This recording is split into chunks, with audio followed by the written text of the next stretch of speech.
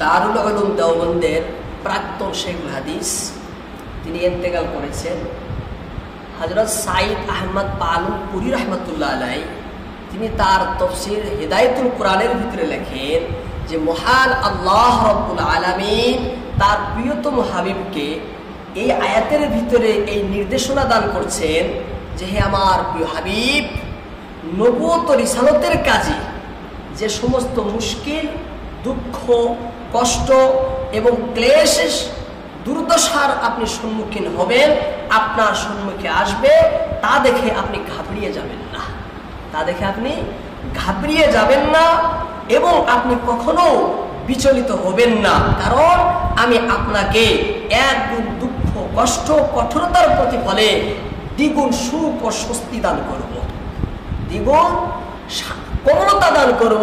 সেই জন্য আপনি শান্ত হন, সান্ত্বনা গ্রহণ করেন, বিষণ্ণ এবং মন ক্ষুণ্ণ করবেন না। এই নির্দেশনা তার হাবিবকে মহান আল্লাহ রাব্বুল আলামিন দিয়েছেন এই আয়াতের ভিতরে। তাওজিহুল কোরআনের ভিতরে, তাফসীরে তাওজিহুল কোরআনের ভিতরে লেখা হয় যে এখানে গোটা পৃথিবীর মানুষকেও এই মূলনীতি দেওয়া হচ্ছে, সমগ্র মানব জাতিকে মূলনীতি হিসাবে এই বাস্তবতার শিক্ষা দেওয়া হচ্ছে যে দুনিয়ার ভিতরে যখনই কষ্ট, যখনই দুঃখ, যখনই জ্বালা, যখনই আপদ বিপদ, যখনই বালা মুসিবত দেখা দিবে, তখন বুঝতে হবে অবশ্যই অচিরেই নিঃসন্দেহে সুখ আসবে। হ্যাঁ, অবশ্যই শান্তি আসবে, অবশ্যই সুখ আসবে। এই যাতনা, এই কষ্ট, এই দুঃখ, এই দুর্দশা চিরকাল এভাবে থাকবে না, অবশ্যই নিঃসন্দেহেই সুখ অচিরেই আসবে, সুখ অচিরেই আসবে। ধরে নিন জগতে আপনি আসলোই না, হ্যাঁ, জগতে আসলোই না, কিন্তু এর প্রতিদান তো আপনি আখিরাতে পাবেন। এর জন্য, এর প্রতিফল, এর বিনিময়, এর লাভ, এর ফলাফল, এর যেটা নতিজা, এর যেটা পুরস্কার, যেটা আপনার লাভ আখিরাতে তো অবশ্যই পাবেন, তার ক্ষতি তো নাই।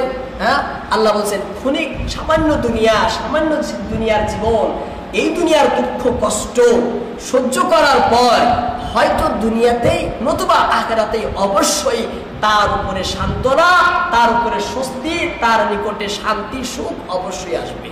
আসবে না? অবশ্যই আসবে।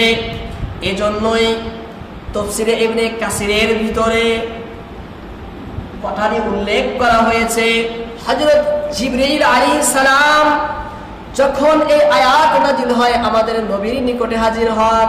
হ্যাঁ, এই আয়াত নাজিল হলে এই আয়াতটি ধরে নিয়ে আমাদের নবীর নিকটে হাজির হন কে? হযরত জিবরাইল আলাইহিস সালাম। তিনি এসে আয়াত পেশ করে বলেন ফাইন্না মাআল উসরি ইসরা, ইন্না মাআল উসরি ইসরা। তখন প্রিয় নবী সাল্লাল্লাহু আলাইহি সাল্লাম খুশি খুশি মুস্কি হেসে ঘর থেকে বের হয়ে সাহাবীদের নিকটে চলে যান এবং সাহাবীদের নিকটে গিয়ে এই আয়াত শুনিয়ে নবী বলেন, আয়াত নাজিল হওয়ার পরে নবী খুশি খুশি ঘর থেকে হাসি হাসি, হ্যাঁ, একদম প্রফুল্ল চিত্তে নবী ঘর থেকে বের হয়ে সাহাবীদের নিকটে চলে যান। সাহাবীদের ওখানে গিয়ে আল্লাহর নবী বলেন লা ইয়াগলিবা উসরুন ইসরাইন, এক কষ্ট দুই স্বস্তির উপর প্রবল হতে পারে না। এক কষ্ট কখনো পশ্চিম কালেও দুই শান্তির উপরে, দুই সুখের উপরে প্রবল হতে পারে না। লা ইয়াগলিবা উসরুন ইসরাইন, এক গুণ কঠোরতা দ্বিগুণ কোমলতার উপর প্রভাব বিস্তার করতে পারে না। কেননা মহান আল্লাহ রাব্বুল আলামিন ঘোষণা করেছেন ফাইন্না মাআল উসরি ইসরা, ইন্না মাআল উসরি ইসরা। নবীর উপরে যেমন যাতনা যন্ত্রণা, তেমন তো সাহাবাদের উপরেও যাতনা যন্ত্রণা ছিল। এই জন্য আমাদের প্রিয় নবী মুহাম্মদ রাসূলুল্লাহ সাল্লাল্লাহু আলাইহি সাল্লাম নবীকে সান্ত্বনা, সাহাবাদেরকে সান্ত্বনা দেওয়ার জন্য বলেন। আয়াত যখন নাজিল হলো সাহাবাদেরকে সান্ত্বনা দিলেন, এ সাহাবারা তোমাদের উপরে যে জ্বালা, তোমাদের উপরে যে যন্ত্রণা, এগুলো চিরকাল থাকবে না। কারণ আল্লাহ কোরআনের ভিতরে পরিষ্কার ভাবে ঘোষণা করে দিচ্ছেন যে তোমাদের এই কষ্টের পরিবর্তে, কষ্টের বিনিময়ে সুখ অচিরেই আসবে, সুখ অচিরেই আসবে। নবী তার সাথে সাথে এটাও বলেন লা ইয়াগলিবা, পশ্চিম কালেও কখনো কদাপিও গালিব হবে না, প্রভাব বিস্তার লাভ করবে না, প্রবল হয়ে উঠবে না। উসরুন কষ্ট, দুঃখ, দরদ, ইউসরাইন দ্বিগুণ সুখের উপরে দ্বিগুণ স্বস্তির উপরে। কে বলেন? আমাদের নবী মুহাম্মদুর রাসূলুল্লাহ। সাহাবারও শান্তি পাইলেন, নবী খুব খুশি, নবী খুব শান্তি। হ্যাঁ, নবীর যে বিষণ্ণতা ছিল, নবী যে অন্তর দুঃখিত ছিল, নবী অনেক গুণে নবী আরাম পাইলেন। যে যাই হোক, আমাদের এই জ্বালা এইভাবে চিরকাল আর থাকবে না, অবশ্যই অবশ্যই কি হয়ে যাবে? দূর হয়ে যাবে। আল্লাহ বলেন, হে আমার প্রিয় নবী, যখন দূর হবে তাহলে আপনি কেন মন ক্ষুণ্ণ করবেন? হ্যাঁ, যখন আপনার এই জ্বালা চিরকালের জন্য না, তাহলে কেন আপনি বিষণ্ণ হবেন, কেন ব্যথিত হবেন?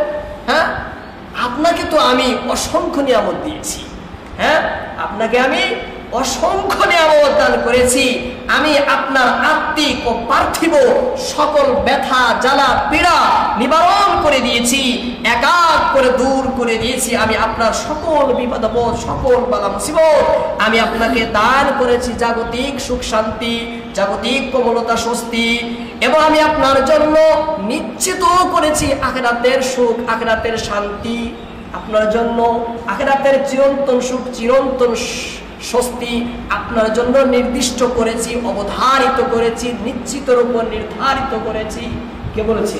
আল্লাহ তাআলা। তাহলে আপনি কেন মন ক্ষুণ্ণ করবেন? হ্যাঁ, দুনিয়ার জ্বালা তো চিরকাল থাকবে না, আবার আখিরাতে নিশ্চিত রূপে আমি আপনার জন্য সব কিছুই রেখে দিয়েছি। তাহলে মন ক্ষুণ্ণ করবেন না। আমার এই সকল নিয়ামতের জন্য, আমার এই সকল অবদানের জন্য আপনি শুকরিয়া আদায় করেন। এবার কি করবেন? শুকরিয়া আদায় করেন। হ্যাঁ, কৃতজ্ঞতা স্বীকার করেন, শুকর জ্ঞাপন করেন, শুকরিয়া জ্ঞাপন করেন। আমার এই সকল নিয়ামতের বিনিময়ে আপনার শুকরিয়া আদায় করা কর্তব্য, দরকার। এই জন্য আপনি শুকরিয়া আদায় করেন, কিন্তু শুকরিয়া যেমন তেমন করলে হবে না। আমি আপনাকে নিয়ামত দিয়েছি অধিক, শুকরিয়াও করতে হবে অধিক।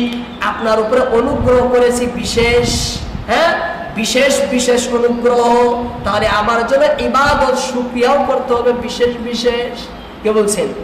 আল্লাহ তাআলা। যখন আপনাকে আমি নিয়ামত দিয়েছি অদ্বিতীয়, নিয়ামত দিয়েছি অধিক, এবং আপনার বিশেষ বিশেষ অনুগ্রহ, অনুকম্পা যখন আমি আপনার উপরে করেছি, তাহলে আপনার কর্তব্য আমার শুকরিয়াও তেমন আদায় করা, বিশেষ শুকরিয়া আদায় করা। এই জন্য আল্লাহ তাআলা বলেন, ফাইযা ফারাউতা ফানসাব, অথবা যখন আপনি প্রচার কার্য থেকে অবসর পাবেন, তখন আপনি অধিক সাধনা করুন, তখন আপনি অধিক সাধনা করুন। ফাইদা ফারাগতা ফানসাব, অতএব যখন আপনি অবসর পান তখন আপনি অধিক পরিশ্রম করুন। ফাইদা, অতঃপর যখন, সুতরাং যখন, অতএব যখন, ইদা যখন, ফারাগতা আপনি অবসর পান, অবকাশ পান। কিসের থেকে? ফারাগতা, যখন আপনি অবকাশ পান, যখন আপনি ছুটি পান, যখন আপনি অবসর পান।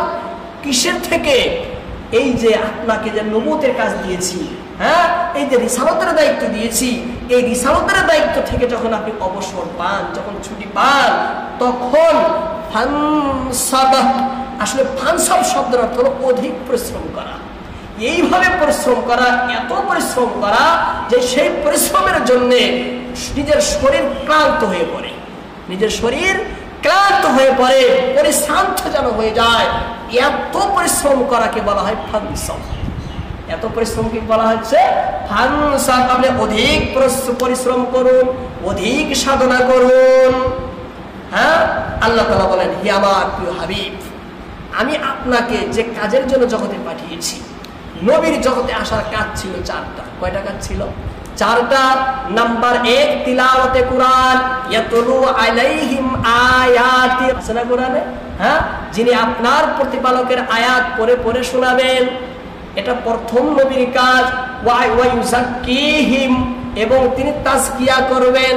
তাজকিয়া বলা হয় অন্তরকে পাক সাফ করা, অন্তরকে হিংসা, কিনা, লোভ, লালসা, কুফর, শিরিক, অন্তরের যাবতীয় বস্তু থেকে পাক সাফ করাকে বলে তাজকিয়া। হ্যাঁ, আমরা বলি তাকে তাসাউফ। দ্বিতীয় কাম ছিল নবীর তাসাউফ, দ্বিতীয় কাম ছিল তাসাউফ, তাজকিয়া করা, ইহসানের কাজ, আখলাকের কাজ। হ্যাঁ হে নবী, আপনার প্রথম কাজ হলো আপনি কোরআনের তেলাওয়াত শিক্ষা দেন, কোরআনের তেলাওয়াত শিক্ষা দেবেন।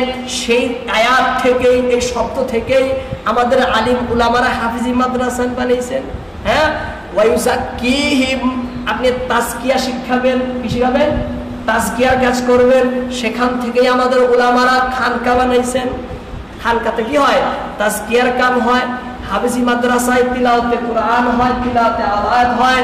3 নম্বর কাজ হলো তুআল্লিমুহুমুল কিতাব ওয়াল হিকমা, তুআল্লিমুহুমুল কিতাব, আপনি কিতাবকে শিক্ষা দিবেন। কি দিবেন শিক্ষা? কিতাবকে শিক্ষা দিবেন। ওয়াল হিকমা, হিকমতকে, কিতাব ও হিকমতকে শিক্ষা দিবেন। কিতাব ও হিকমত, কিতাব মানে কোরআন শিক্ষা, অর্থাৎ ইসলামের বেসিক নলেজ, প্রাথমিক জ্ঞানগুলো আপনি কি দিবেন? শিক্ষা দিবেন। এই শব্দ থেকে নিয়েছে মক্তব, এই শব্দ থেকে মক্তব, মক্তবের ভিতরে বেসিক শিক্ষা দেওয়া হয়। দুঃখিত, আমাদের এখানে যেহেতু মক্তব হয় না, আমাদের আসামে মক্তব নাই, কোনো জায়গায় মক্তব নাই। মক্তবের ভিতরে মৌলিক শিক্ষা হয় ইসলামের, আকাইদ, আখলাক, দোয়া দরুদ, পুরা যেগুলো জরুরি, যেগুলো পরে সম্পূর্ণ শিক্ষা মক্তবের ভিতরে হয়। ইউপি সাইটে আছে, আমাদের এখানে সেগুলো হয় না। যাই হোক, 4 নম্বর শিক্ষা হলো ইসলামের পুরাটা শিক্ষা দিবেন, পুরা শরীয়তকে আপনি শিক্ষা দিবেন, তাই না? আল্লাহ তাআলা বলছেন, হে আমার হাবিব, ফাইজা ফারাগতা, যখন আপনার এই দায়িত্ব থেকে যখন অবসর পাবেন, যখন অবকাশ পাবেন, যখন আপনি ছুটি নেবেন, যখন আপনি ফ্রি হবেন, ফানসাব, তখন আপনি অধিক পরিশ্রম করুন, অধিক সাধনা করুন, তখন আপনি অধিক ইবাদত করুন, এত ইবাদত করুন যেন আপনি ক্লান্ত পরিশ্রান্ত হয়ে যান, যেন আপনি পরিশ্রান্ত ক্লান্ত হয়ে যান। কে বলছে?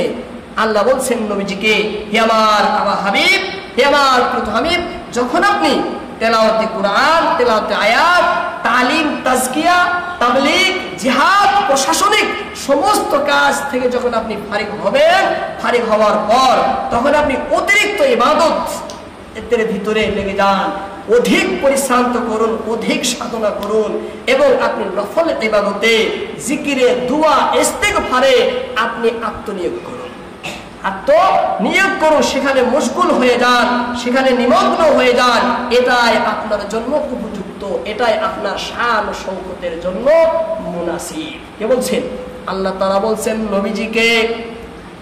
আসলে আয়াতের মূল উদ্দেশ্য হলো যে মানুষকে আল্লাহ পাক 2 প্রকার ইবাদত করতে দিয়েছেন। কয় প্রকারের? 2 প্রকারের। এক প্রকার ইবাদত হলো পরোক্ষ ইবাদত। কি ইবাদত? পরোক্ষ। আর এক প্রকার ইবাদত হলো প্রত্যক্ষ ইবাদত। পরোক্ষ ইবাদত, প্রত্যক্ষ ইবাদত। যেমন পরোক্ষ ইবাদত, মানুষ একজন নামাজ পড়ে না, তাকে নামাজের জন্য আপনি ডাকলেন, আপনার এই ডাকাটা হলো পরোক্ষ ইবাদত। নামাজ পড়া হলো প্রত্যক্ষ ইবাদত। হ্যাঁ, দুনিয়ার ভিতরে এই 2 প্রকার ইবাদত রয়েছে। হ্যাঁ, আল্লাহ আদেশ করেছেন নামাজ পড়ো, ওযু করলেন, ওযু হলো পরোক্ষ ইবাদত, নামাজ হলো প্রত্যক্ষ ইবাদত। আল্লাহ তাআলা কোরআনে বলেন, ওয়ামা খালাকতুল জিন্না ওয়াল ইনসা ইল্লা লিয়াবুদুন, আমি তো গোটা মানব জাতিকে সৃষ্টি করেছি প্রত্যক্ষ ইবাদতের জন্য। কিসের জন্য? প্রত্যক্ষ ইবাদতের জন্য। গোটা সৃষ্টির মানুষের মূল লক্ষ্য হলো প্রত্যক্ষ ইবাদত। এই জন্য এই আয়াতের ভিতরে আল্লাহ নবীকে বলছেন, ফাইজা ফারাগতা, হে নবী, আপনি যখন পরোক্ষ ইবাদত থেকে যখন ফারিগ হবেন, অবকাশ পাবেন, ছুটি নেবেন, ফানসাব, তখন আপনি প্রত্যক্ষ ইবাদতে নিমগ্ন হয়ে যান, বিভোর হয়ে যান, একান্তে নিরিবিলি আল্লাহর ইবাদতে, আল্লাহর সাধনায়, আল্লাহর বন্ধনায়, আল্লাহর জিকির আজকারে, আল্লাহর দোয়া, আল্লাহর নিকটে দোয়া ইস্তিগফারে আপনি নিমগ্ন, বিভোর হয়ে যান। এটা বলছি ফায়দা ফারাগতা ফানসাব। সেই জন্য বেশি বেশি নফল ইবাদত করা লাগে, জিকির আজকার করা লাগে, যেগুলো জরুরি ইবাদত ছাড়াও অতিরিক্ত ইবাদত করা লাগে। এর দ্বারা কি হয়? বান্দার আল্লাহর সাথে গভীর মুহাব্বত, গভীর ভালোবাসা হয়। কি হয়? গভীর মুহাব্বত এবং গভীর ভালোবাসা হয়। তারপরে আল্লাহ তাআলা নবীকে বলেন, হে আমার প্রিয় হাবিব, আমি তো আপনাকে সব কল্যাণ দিয়েছি, সব সুখ আপনাকে দিয়েছি, আমি আপনাকে আপনার মানও উচ্চ করেছি, আমি আপনার বক্ষ মুবারক খুলে দিয়েছি, আমি আপনার মহাব্বত আপনার বোঝাও দূর করেছি, আমি আপনার জন্য মানকে নির্ধারণ করেছি, আপনার ইজ্জত, আপনার শান শৌকত সর্বোচ্চে স্থাপন করেছি, আমি আপনার সকল দুঃখ দরদ দূর করে দিয়েছি, আমি আপনাকে দান করেছি পার্থিব সুখ এবং পারলৌকিক সুখ, দুনিয়ার শান্তি আখিরাতের শান্তিও দিয়েছি। হে রাসূল, এবার আপনার কর্তব্য হলো, যদি আপনার কিছু দরকার থাকে, এবার আপনার যদি কিছু চাওয়া পাওয়া থাকে, এবার যদি আপনার কিছু দরকার থাকে কিন্তু আপনি কারো কাছে চাবেন না, একমাত্র আমার কাছেই চাবেন। হ্যাঁ, তারপরেও যদি আপনার দরকার পড়ে, তারপরেও যদি আপনি মনে করেন এটা আমার দরকার, এটা আমার লাগে, নবীকে সান্ত্বনা দিচ্ছেন, সব তো দিয়েছি, তারপরেও যদি আপনার দরকার পড়ে তাহলে আপনি আমার কাছে যাবেন। কার কাছে? আমার কাছে যাবেন, আমার কাছে প্রার্থনা করবেন। আপনার যাবতীয় কামনা বাসনা একমাত্র আমি আল্লাহর দরবারে পেশ করবেন। আপনার যাবতীয় চাওয়া পাওয়া একমাত্র আমি আল্লাহর নিকটেই আপনি পেশ করবেন। কে বলছে? আল্লাহ তাআলা। এ কথাই আল্লাহ তাআলা বলেন, সর্বসময় সব দিকে গভীর মনোযোগ সহকারে পূর্ণ মনোনিবেশ একমাত্র আমার দিকেই করবেন। হ্যাঁ, গভীর মনোনিবেশ, পূর্ণ মনোনিবেশ, মনোযোগী একমাত্র আপনি আমার দিকেই হবেন। কে বলছে? আল্লাহ তাআলা। তাই আল্লাহ তাআলা সর্বশেষ আয়াতের ভিতরে বলেন, ওয়া ইলা রাব্বিকা ফারগাব, ওয়া ইলা রাব্বিকা ফারগাব, এবং আপনার পালনকর্তার প্রতি মনোনিবেশ করুন। ওয়া ইলা রাব্বিকা ফারগাব, ওয়া ইলা দিকে প্রতি, রাব্বিকা আপনার পালনকর্তার দিকে, আপনার প্রতিপালকের প্রতি, ফারগাব আপনি মনোনিবেশ করুন, মনোযোগী হন, সেদিকেই ধাবিত হন, আল্লাহর সাথেই দিল লাগান, আল্লাহর সাথেই মন লাগান, আপনার সব সময় আল্লাহর নিকটেই চান, আপনার দুঃখ দরদ, আপনার চাওয়া পাওয়া, আপনার যাচনা প্রার্থনা সব কিছুই আপনি আল্লাহর নিকটেই পেশ করুন। ওয়াইলা রাব্বিকা ফারগাব, ওয়াইলা রাব্বিকা ফারগাব। আল্লাহ তাআলা বলেন, হে আমার হাবিব, যখন আমি আপনাকে সব কিছুই দিয়েছি, তাহলে আপনি সব সময় আমার দিকেই মনোনিবেশ হবেন এবং আমার দিকেই মনোনিবেশ করবেন, আমার দিকে মনোনিবেশ করবেন। যাই হোক, আল্লাহ পাক আমাদেরকে এই সূরার তাফসীর শোনার তৌফিক দান করলেন। এই সূরার ভিতরে একটি বড় কথা হলো যে আল্লাহর নবীকে নবী সান্ত্বনা দিচ্ছেন, আল্লাহ নবীকে আল্লাহ সান্ত্বনা দিচ্ছেন, হে আমার প্রিয় হাবিব, আপনার উপরে আসা সমস্ত বালা, সমস্ত ব্যথা আমি দূর করেছি, দূর করে আপনার মান বাড়িয়ে দিয়েছি, এবং দুনিয়াতেও বাড়াইছি, আখিরাতেও বাড়াইছি, দুনিয়াতেও ইজ্জত দান করেছি, আখিরাতেও দিয়েছি, দুনিয়ার ভিতরে দুঃখ দরদ দূর করেছি, আখিরাতেও দিয়েছি। এবার আমাদের উপরেও যদি কোনো বালা মুসিবত আসে, দুঃখ দরদ আসে, এটা দূর করবেন কে? একমাত্র আল্লাহ তাআলা। আমরাও একমাত্র কার কাছে চাইবো? আল্লাহর কাছে চাইবো। আমাদের চাওয়া পাওয়া, আমাদের প্রার্থনা সব কার কাছে হবে? আল্লাহর কাছে হবে। যখন আল্লাহর নবী কোনো দুঃখ ব্যথা হতেন, পাইতেন, যদি কোনো বালা মুসিবত নবীর কাছে আসতেন, তখন নবী কয়টি দোয়া বেশি বেশি করতেন? একটি দোয়া, ইয়া হাইয়্যু ইয়া কাইয়্যুম বিরহমাতিকা আস্তাগীস। যদি কোনো বালা মুসিবত, দুঃখ দরদ যদি পেশ হয়, তাহলে এই দোয়াটা বেশি বেশি করবে, ইয়া হাইয়্যু ইয়া কাইয়্যুম বিরহমাতিকা আস্তাগীস। আরেকটি দোয়া হলো, বিসমিল্লাহিল্লাযী লা ইয়াদুররু মা ইসমিহি শাইউন ফিল আরদি ওয়ালা ফিস সামা ওয়া হুয়াস সামিউল আলীম। আল্লাহ পাক আমাদের সকলকেই আমল করার, কোরআনের প্রতি আমল করার, আল্লাহর পথে চলার তৌফিক দান করুন।